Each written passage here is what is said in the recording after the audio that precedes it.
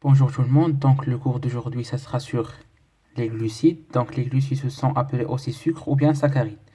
Donc définition, les glucides ce sont des molécules organiques qui contiennent le carbone, l'hydrogène et l'oxygène aussi, constituées d'une chaîne carbonée qui contient de fonctions alcool primaire ou secondaire et une fonction carbonyle, soit c'est double liaison ou bien c'est une fonction carbonyle c'est double liaison O.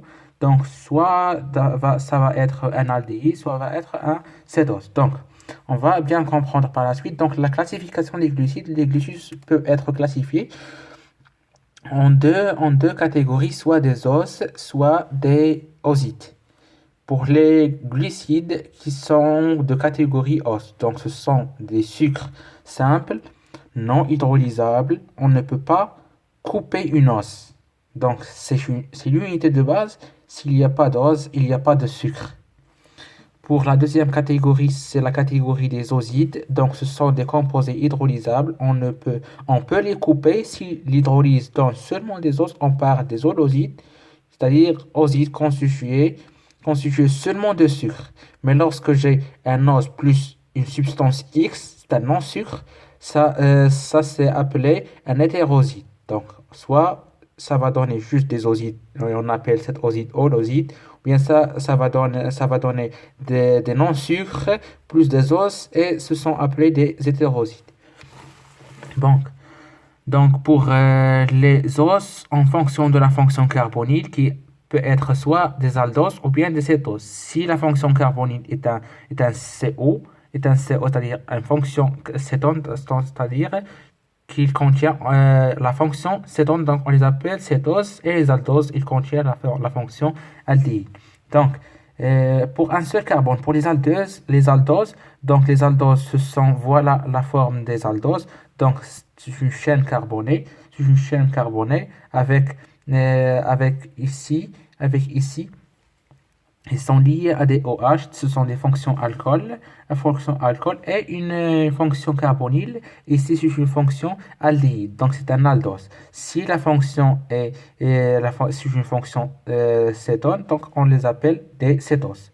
Donc on peut classer les os selon leur nombre de carbone. Donc si on a 3 carbones, on appelle triose. Si on a 4 carbones, c'est-à-dire dans la chaîne carbonée, si on a 4 carbones, on appelle tétraose, et ainsi de suite, c'est-à-dire 5 carbones pentose, etc. 9 carbones nanose.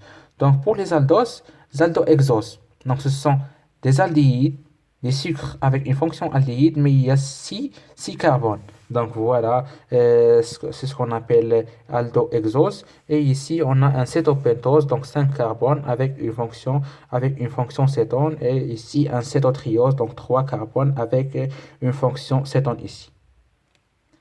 Donc on a dit que les osides, il y en a deux types pour les osides. Donc des osides holosides, c'est-à-dire lors de l'hydrolyse, ils donnent juste des os, ou bien des hétérosides, c'est-à-dire lors de l'hydrolyse, c'est-à-dire les coupures, lorsqu'on coupe le sucre, ou bien lorsqu'on le dégrade, il va donner des os plus des substances, des non-sucres.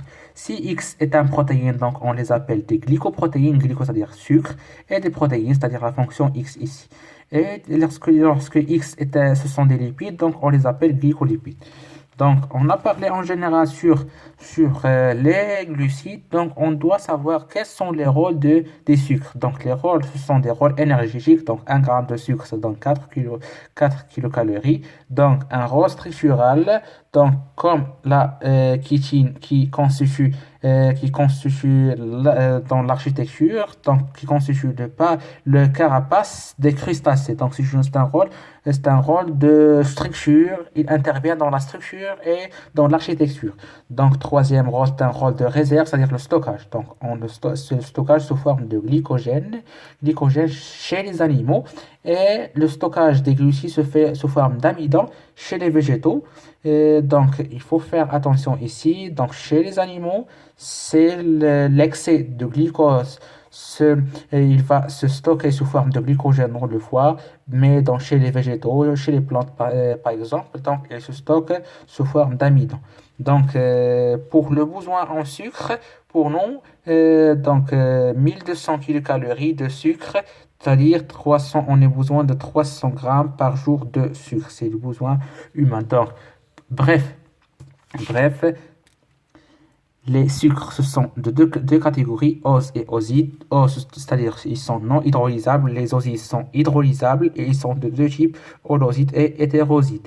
Donc, on a deux types de sucre, des aldoses et des cétoses, c'est-à-dire en fonction de la fonction carbonique. Et les glucides se sont formés par des molécules organiques et une chaîne de carbone avec des alcools primaires ou secondaires et une fonction carbonique. C'est ça ce qu'il faut savoir.